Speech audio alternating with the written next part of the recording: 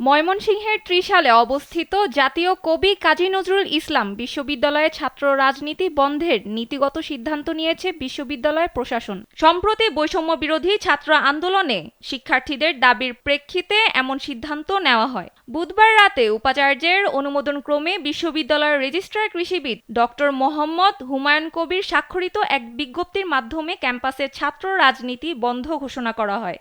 বিজ্ঞপ্তিতে উল্লেখ করা হয়, বৈষম্য বিরোধী ছাত্র আন্দোলনের দাবির পরিপ্রেক্ষিতে ৭ আগস্ট জাতীয় কবি কাজী নজরুল ইসলাম বিশ্ববিদ্যালয়ের নীতি নির্ধারণী ব্যক্তিদের সঙ্গে এক জরুরি বৈঠক অনুষ্ঠিত হয়। ক্যাম্পাসে ছাত্র রাজনীতি বন্ধের নীতিগত সিদ্ধান্ত নেওয়া হয়েছে। কালার এক্সপার্ট, জর্জ স্যাপ এবং মাইল্ড অন হ্যান্ডস টেকনোলজি সমৃদ্ধ অরিক্স ক্রিস্টাল ওয়াশ আপনার লন্ড্রি এক্সপার্ট। এর আগে গত মঙ্গলবার বিশ্ববিদ্যালয়ের নজরুল ভাস্কর্যে বৈষম্য বিরোধী ছাত্র আন্দোলনের নেতারা ক্যাম্পাসের ছাত্র রাজনীতি নিষিদ্ধ সহ ৭ দফা দাবি জানান।